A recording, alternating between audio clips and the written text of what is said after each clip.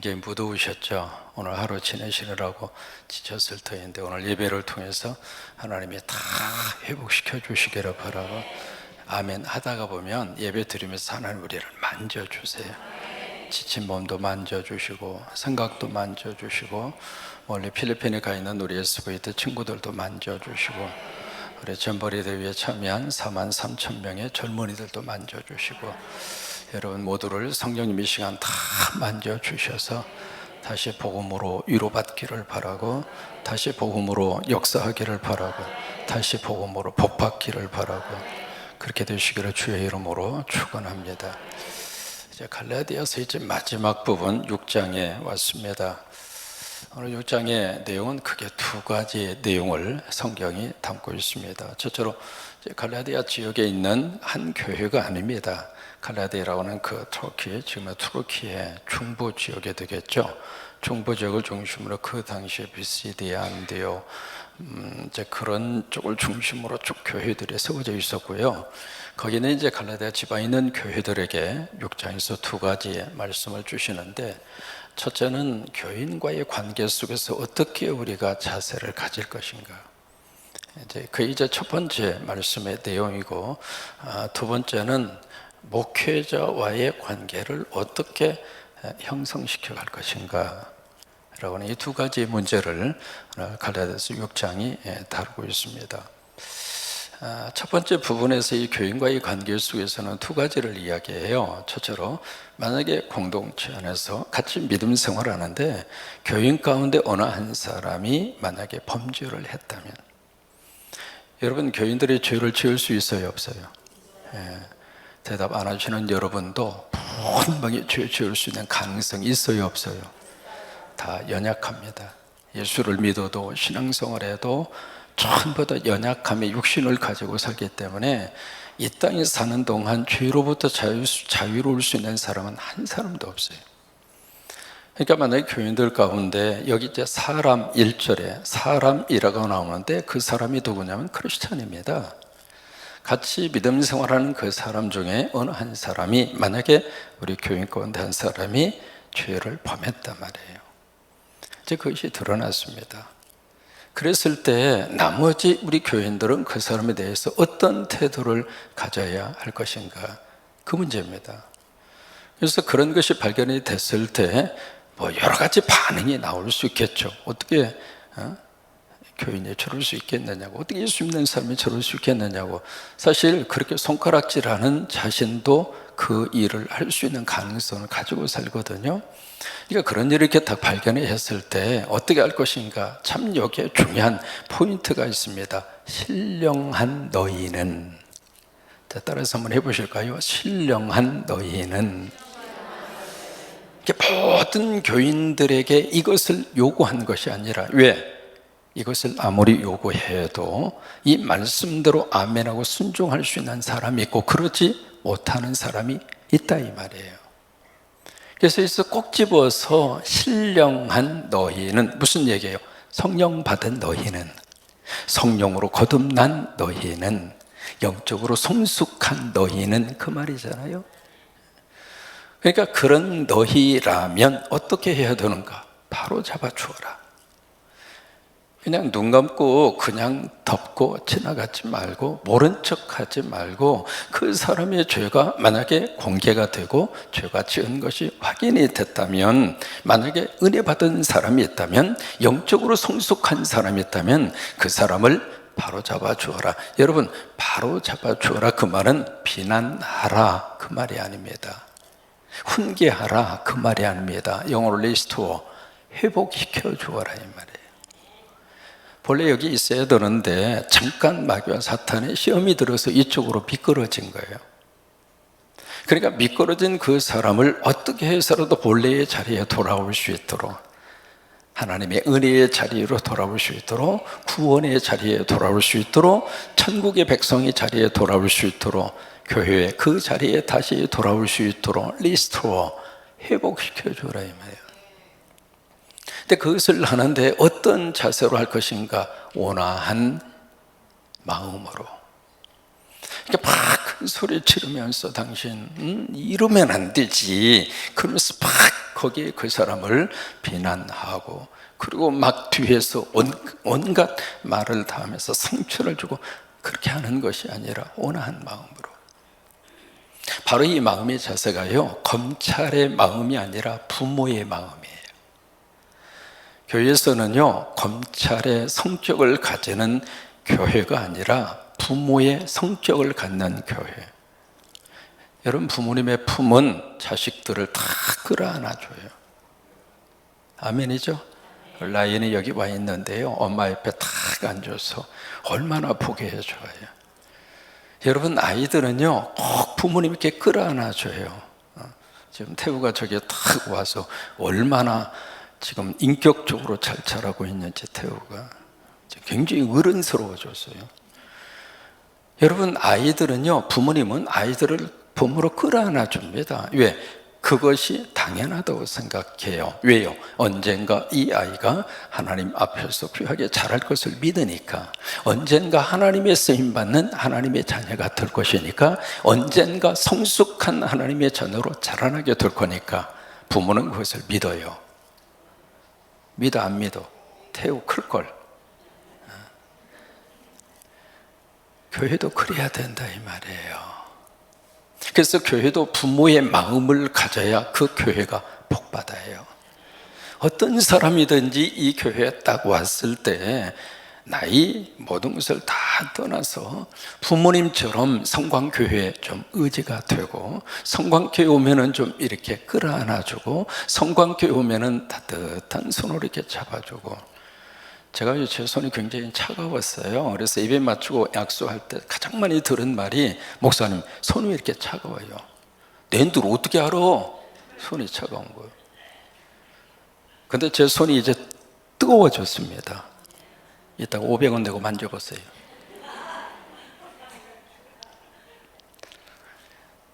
그러니까 이 교회에 오면은 따뜻한 손으로 이렇게 잡아주는 교회, 부모 같은 교회, 검찰이 아니라. 갈라디아 교인들에게 지금 이제 바울은 그렇게 성령의 감동으로 그들에게 그 메시지를 주고 있습니다. 두 번째로, 교인 가운데 어느 한 사람이 이렇게 범죄를 한 것을 보면 앞부분에 이제 그런 내용으로 그 사람을 회복시켜 주기도 하지만, 또 하나 중요한 게 자기 자신을 살피라고 하는 거예요. 왜? 저 사람이 할 수 있는 그 연약함의 모습이 나에게도 그대로 있으니까, 저 사람이 내 눈에 지금 보여지는 그 모습이 내 모습 안에도 분명히 있으니까.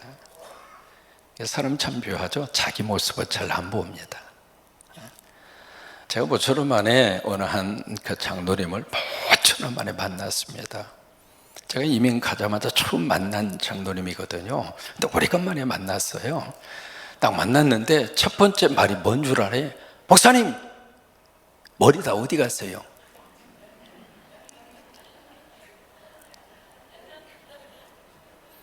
할 말 많은데 왜 여기만 이야기하냐 이 말이야. 나도 젊었을 때 머리가 너무 많아가지고 여기다가 핑클 파마를 해야 할 정도로 그렇게 습이 우거졌다고 하는 사실을 왜 그 사람은 인정하지 않는지. 아니, 하고 싶은 말이 참 많잖아요. 할 말이 많잖아요. 오래간만에 만났으니까. 그래서 목사님, 머리도 어디 갔어요? 그래서 나 머리 어디 가는데 도와줬어요? 그렇게 하려다가 말았어요. 근데 그 다음 말이 더 충격입니다. 왜 이렇게 목사님 박상 늙었어요? 이야, 세상에 눈치가 없어도 무슨 놈의 그렇게 눈치가 이만큼도 없어. 그래서 내가 딱 보니까 장로님은 내일 곧 천국 가게 생겨서 그냥 그렇게 하려다가 말았어. 자기가 자기 모습을 잘 못 봐요. 남의 모습만 보려고 하거든요. 비근 한 가지 예입니다만은, 여러분 오래간만에 만났으면 그냥 칭찬하세요. 참 좋아 보이십니다. 목사님, 좋아 보이지 않는데 뭐가 좋아 보여요? 사람이 좋아 보인다 생각하면 다 좋아 보입니다. 창세기 1장에 하나님이 세상을 다 창조하신 다음에 6번에 걸쳐서 반복한 하나님의 감탄사가 있습니다. 하나님 보시기에 좋았더라. 따라서 하십니다. 하나님 보시기에 좋았더라. 그거예요. 하나님 보시기에 좋았더라. 여러분 내 안에 은혜가 오고요, 성령님이 계시면 성령님의 안경으로 보면 다 좋은 거예요. 아내도 좋아 보이고, 교회도 좋아 보이고, 성도도 좋아 보이고, 자식도 좋아 보이고. 그러니까 이게 어떤 사건을 딱 들여다보면서 그 사건만 바라보지 말고 자기는 거기서 자꾸 애의자로 생각하는데, 그렇게 보지 말고 나도 저 사건 속에 분명히 연루될 수 있는 가능성이 있다. 그래서 자기 자신을 살피라고 하는 거예요. 그러고 나서 그 다음에 주신 말씀이 짐이에요. 짐. 지난주 말씀드린 것처럼 짐이 두 가지가 나옵니다. 너희의 짐을 서로 지라. 그 다음에는 각각 자기의 짐을 지라. 우리말에는 짐이 똑같이 번역이 되어 있습니다만은 그 단어 자체가 달라요. 앞에 있는 짐이라고 하는 것은 큰 무거운 짐이에요. 공동체적인 짐이에요. 교회가 무슨 일을 감당한다, 그 감당해야 할 그 짐이 혼자 감당하기가 버거운 짐, 그 짐은 모든 교인들이 함께 져라. 여러분 배치장도 맞들면 어떻게 해요? 그래요. 요즘 친구들은 배치장 맞들면 찢어져요 그러더라고요. 아무리 작은 것이라 할지라도요, 우리 성방교회 교인들은 하나 같아서 많고 적음을 떠나서 마음과 생각을 거기에 모아서 같이 기도해 주시고, 우리 SVT를 위해서 여러분 기도해 주시니까 그렇게 비가 쏟아지다가도 사역할 때 비가 멈춰주고, 기적이 나타나잖아요. 우리 친구들 큰 은혜 받고 올 거예요. 제가 지금 가장 기대하는 것은 뚜보 지역에, 거기에 피딩 사역이에요. 음식 나눠주고, 뚜보 지역을 방문해서 그의 살림방을 방문하고, 특별히 그랬어요. 뚜보 지역에 있는 그 친구들 집을 좀 몇 가정이라도 좀 보고 오라 그랬어요. 내가 왜 그것을 보고 기대를 하느냐면, 우리 친구들, 우리 SBT를 떠난 우리 학생들이 내가 지금 누리고 있고 받고 있는 이 행복이 얼마나 큰가, 이 자리에 있을 때는 몰라요. 이 자리를 떠나서 나보다도 더 열악한 환경 속에 있는 친구들을 바라보면 그때 사람은 생각이 달라지는 거예요. 그거 하나만 이래도 우리 SVT를 떠난 친구들이 깨닫고 온다면 투자 가치가 있다. 왜? 우리 친구들의 일생이 담겨 있으니까. 우리 친구들의 미래가 거기에서 결정이 되니까 여러분 계속 기도해 주시기를 바랍니다.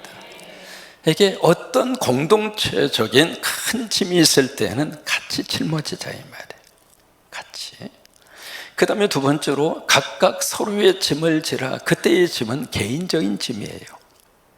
내가 감당해야 할 개인적인 짐이 있잖아요. 그 짐을 자꾸 옆 사람에게 떠맡기지 말고. 그 다음에 주신 말씀이 이 목회자와의 관계입니다. 그래서 오늘 첫 번째 말씀에 보시면 두 종류의 사람이 나오는데, 6절에 어떤 사람이 나오냐면 가르침을 받는 자가 나옵니다. 그 다음에 말씀을 가르치는 자가 나옵니다. 여기에 말씀을 받는 자, 누가 말씀을 받는 자니까 이 시간에 말씀을 지금 누가 받죠? 여러분이 받으시죠. 유튜브로 세계 곳곳에서 이 말씀을 받는 분들이 계세요. 특별히 새벽재단에, 저희 교회 새벽재단에 참 많은 분들이 같이 깨어서 이 유튜브 상에 들어오셔서 말씀을 받아요. 참 감사하죠. 그러니까 지금 여러분들은 말씀을 받는 자예요. 그러면 말씀을 가르치는 자가 누구예요? 지금은 제가 말씀을 가르치는 자예요. 그러면 바울이 이 갈라디아 편지를 썼을 때 말씀을 가르치는 자가 누구일까? 여러분 그 당시에는 지금처럼 이런 목회자가 준비된 시대가 아니에요. 그러니까 누가 말씀을 가르쳤는가? 순회 전도자들입니다. 그래서 이곳저곳에서 쭉 이렇게 다니면서 순회를 하면서, 그러다 보니까 이분들은요, 숙식이 보장이 됐을까요? 안 됐을까요? 보장이 안 됩니다. 어느 곳을 가든지 지금처럼 무슨 여관에 있는 것도 아니고 호텔에 있는 것도 아니고 아무것도 없어요. 그러니까 어느 곳을 가든지 이분들을 환영하는 교인이 없다면 이분들은 노숙을 해야 돼요. 만약에 교인들 가운데 이 손이 전도자들에게 대접해 주지 않으면 이분들은 굶어야 돼요. 그런 상황 속에서 말씀을 가르치는 그런 손의 전도자들, 직무로 말하면 목회자들, 그런 사역자들, 그 사역자들을 말씀을 받는 자들이 어떤 관계를 가져야 할 것인가, 어떻게 그들을 대해야 할 것인가, 그것이 바로 여기 6절의 말씀이에요. 여기 두 종류의 말씀을 하시면서 그 다음에 모든 좋은 것을 어떻게 해라? 함께 하라. 함께 하라 이 말은 쉐어링 하라 그 말이에요. 나누라 이 말이에요. 좋은 것인데 그 앞에 모든 좋은 것.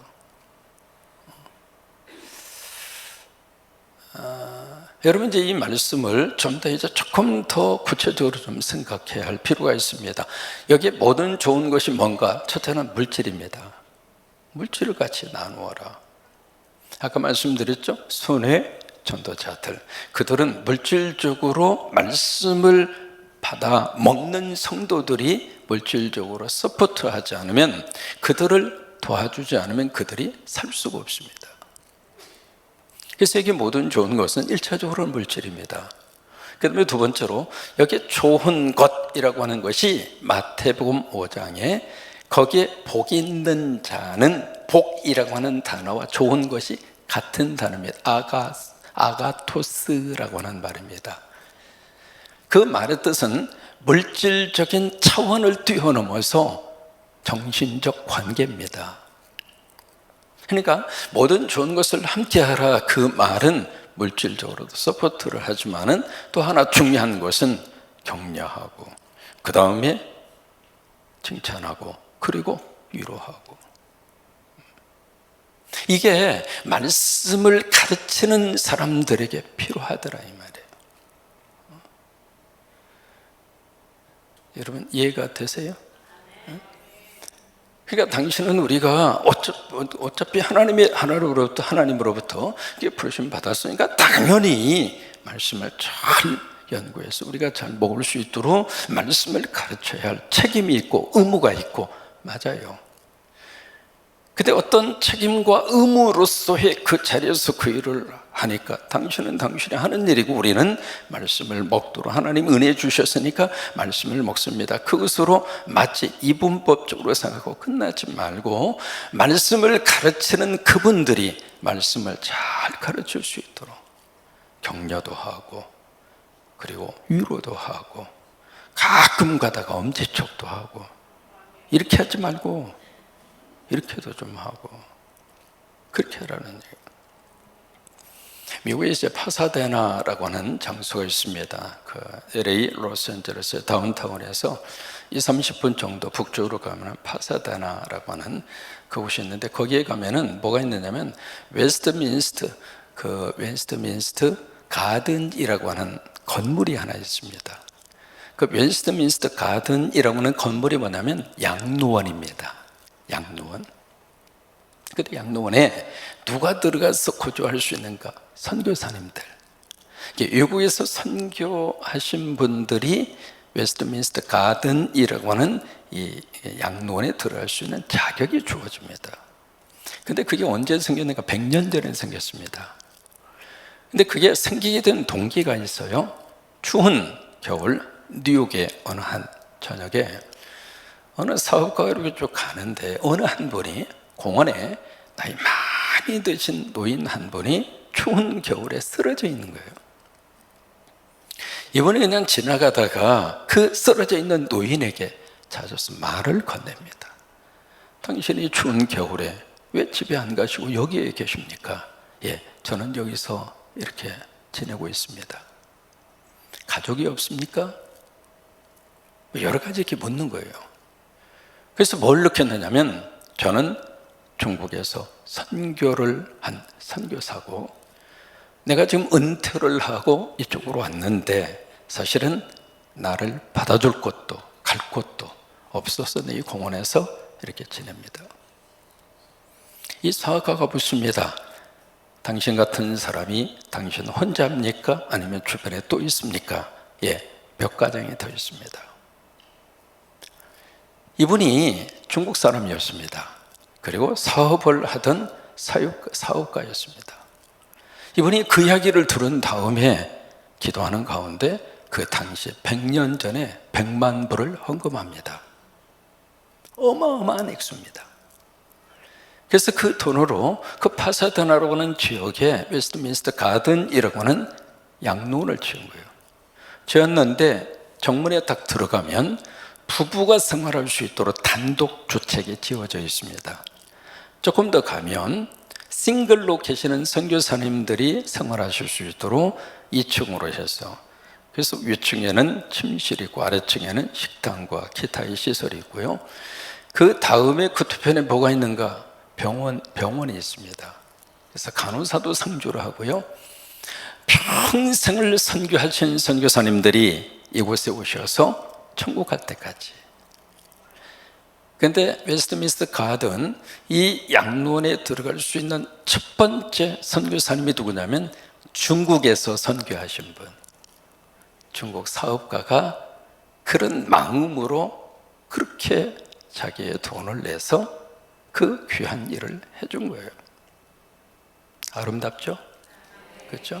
평생 선교하신 분들이, 그분들이 막상 딱 왔는데 갈 데가 없어요. 아니, 생활에 보장이 안 됩니다. 아무것도 보장이 안 된 선교사님들이 거의 대부분입니다. 그래서 평생을 말씀을 가르치고 평생을 복음을 위해서 헌신을 했는데 노후가 너무 비참하더라 이 말이에요. 그래서 말씀을 먹는 자로서 내가 할 수 있는 일이 뭘까? 뭘 선한 일이 뭘까? 그 사업가에 있어서는 그렇게 그 돈을 헌금을 해서 그 일이, 지금도 거기가 이제 누구든지 다 들어갈 수 있는 것이 아니라 자리가 비어 들어가요. 소문이 나가지고 하도 그래가지고 이 웨딩 리스트가 굉장히 많아요. 그러면 비면 들어가고 지금도 파사드나에 그렇게 잘 운영이 되고 있습니다. 그게 한 가지 예예요. 말씀을 받는 자가 말씀을 가르치는 자와 뭘 어떻게 좋은 것을 함께 나눌 수 있을까라고 하는 부분입니다. 그 다음에 7절입니다. 같이 있습니다. 스스로 속이지 말라. 하나님은 업신여김을 받지 무엇으로 심든지 그대로 거두리라. 속이지 말라. 자신을 속이지 말고 또 하나 하나님을 속이지 말라 이 말이에요. 그래서 그 다음에 하나님은 옛날 번역에서는 만홀히 여김을 받지 아니하신다. 지금 번역에서는 업신여김을 받지 아니하신다. 이게 무슨 얘기냐면 만홀이나 업신여긴다 이 말은 콧방귀 뀐다 이 말이에요. 여러분 무슨 저기 한 일 있으면 흥 하고 콧방귀 뀌잖아요. 지금 만약에 어떤 사람이 스스로 자기를 속이면서 하나님 하여 흥 하고 콧방귀 뀐다면 하나님이 네 콧방귀를 들을 성 싶으냐 이 말이에요. 그런 뉘앙스예요. 그래서 그 다음에 하시는 말씀이 사람이 무엇으로 심든지 그대로 거두리라. 여기에 우리가 깊이 생각해야 할 몇 가지 메시지가 있습니다. 종자와 열매는 질적으로 같아요, 틀려요? 너무 어려운가요? 다시, 종자와 열매가 질적으로 같을까요, 틀릴까요? 이렇게 한번 해볼까요? 콩 심으면 호박 나오잖아요. 그죠? 아니죠? 콩 심으면 뭐 나오죠? 그러니까 질적으로 같다 이 말이에요. 종자와 열매는 질적으로 같아요. 그렇죠? 우리가 그 인정할 수 있잖아요. 두 번째, 심었으면 그 다음 날 호박이 주렁주렁 열리잖아요. 지금은 하도 세월이 좋아가지고 속성과로 오늘 심고 내일 아침에 가서 청양고추 따다가 금방 찌개에다 끓여서 먹을 수 있잖아요.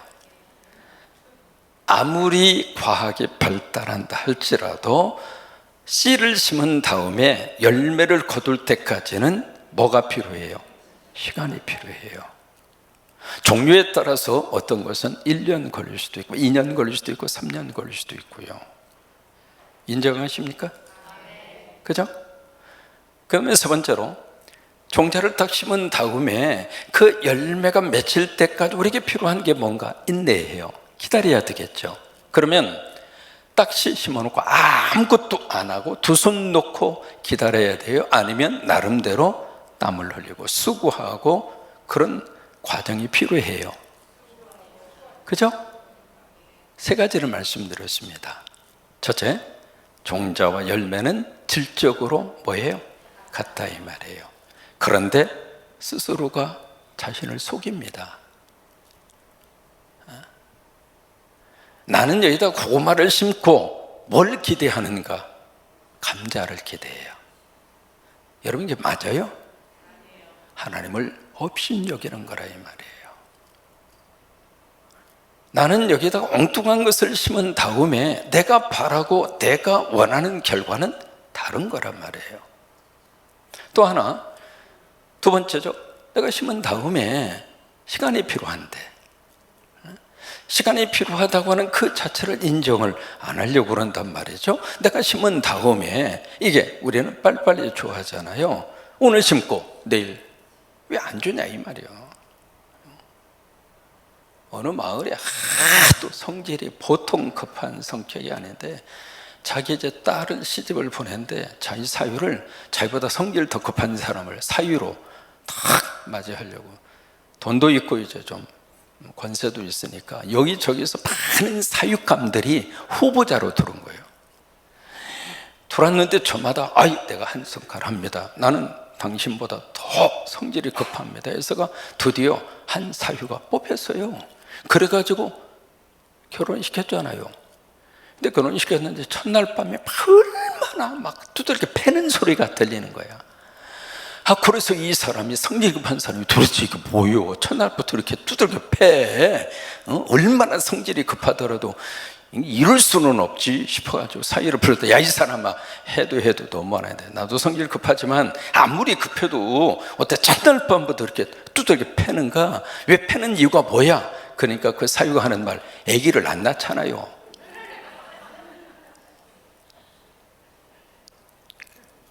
우리가 속인단 말이에요. 기다려야 되는데, 조금 참아줘야 되는데, 하나님을 업신여긴다 이 말이에요. 내가 씨앗을 심은 다음에 열매를 맺을 때까지 풀도 메고 거름도 주고 물도 주고 해야 되잖아요. 그리고 하나도 안 하고 왜 열매가 없냐 이 말이야. 하나님에게 고팡 교육하는 거라 이 말이에요. 이게 지금 우리 한국 사회 속에 참 많이 쓰는 말이 하나 있습니다. 박자, 대자로 시작하는 박자가 있어요. 뭘까요? 한국에는 대박 심리가 꽉 쪄들어 있습니다. 신문 기사에 이렇게 머리글에 뭐라고 나냐면 대박, 도박, 쪽박. 김 씨라고 하는 분이 대학 다니시다가 자본금 2천만 원을 가지고 신촌에서 떡볶이 가게를 인수해가지고 과일 빙수 그런 저기를 시작을 한 거예요. 근데 이 상품이 너무 잘 된 거예요. 그래가지고 전국에 체인점을 30개를 냈습니다. 돈을 많이 벌었죠, 젊은 날. 근데 이분이 친구를 들어서 강원 랜드에 갔어요. 여러분 강원 랜드 혹시 갔다 오신 분 계세요? 안 가시는 게 축복입니다. 저도 안 갔고 안 갈랍니다. 강원 랜드 도박하는 데잖아요. 그래가지고 친구를 따라서 강원에도 출입하면서 도박에 손을 댄 거예요. 그러니까 그 벌었던 돈 한순간 다 날아갔죠. 그러니까 자본금이 부족하니까요 사기를 쳐서 64억을 사기를 칩니다. 결국 어떻게 됐는가? 감옥 갔어요. 그래서 제목이 그거예요. 대박, 도박, 쪽박. 이 대박이라는 이 단어 자체가 자신을 속이는 거란 말이에요. 내가 심지도 않고 거두려고 하는 심리, 내가 조금 심고 많이 거두려고 하는 심보, 내가 심고 아무 노력도 안 하고 결과만 커지기를 바라는 심보, 이런 게 성서적이지 않습니다. 근데 그 다음에 여기 이제 8절에 보시면은 두 종류로 심는 사람이 있습니다. 8절 같이 있습니다. 자기의 육체를 위하여 심는 자는 육체로부터 썩어질 것을 거두고 성령을 위하여 심는 자는 성령으로부터 영생을 거두리라. 여기 두 종류예요. 육체를 심는다, 그 말은 뭐냐면 육을 기쁘게 한다 이 말이에요.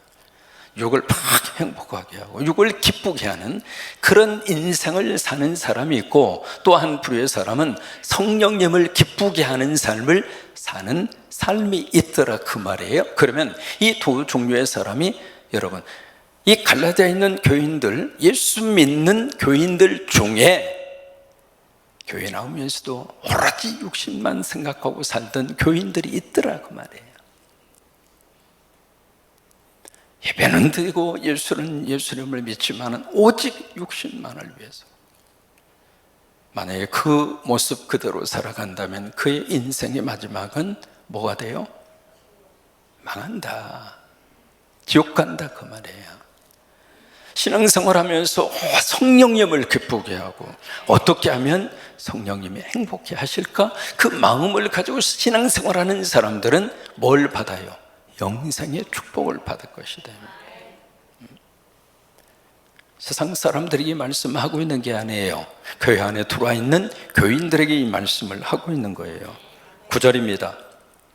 같이 있습니다. 우리가 선을 행하되 낙심하지 말지니 포기하지 아니하면 때가 이름에 거두리라. 이 두 가지입니다. 선을 행하는데 여기에 낙심하지 말지니, 그 말은 피곤하다 그 말이에요. 지친다 그 말이에요. 선을 행하다가 이렇게 하다가 보면은 빨리 피곤하고 빨리 지칠 수가 있잖아요. 그렇지 않는다면, 또 하나, 두 번째, 포기하지 않는다면 때가 이르면 거둘 것이다. 10절 함께 있습니다. 그러므로 우리는 기회 있는 대로 모든 이에게 착한 일을 하되 더욱 믿음의 가정들에게 할지니라. 9절에 선을 행하되, 10절에 착한 일, 그 다음에 6절에 좋은 것, 다 일맥상통하는 겁니다. 여기에 선, 그 다음에 착한 일, 그것을 영적으로 여러 가지로 우리가 적용해도 괜찮아요. 여러분, 기도하는 거 착한 일이잖아요. 기도하는 거 선이잖아요.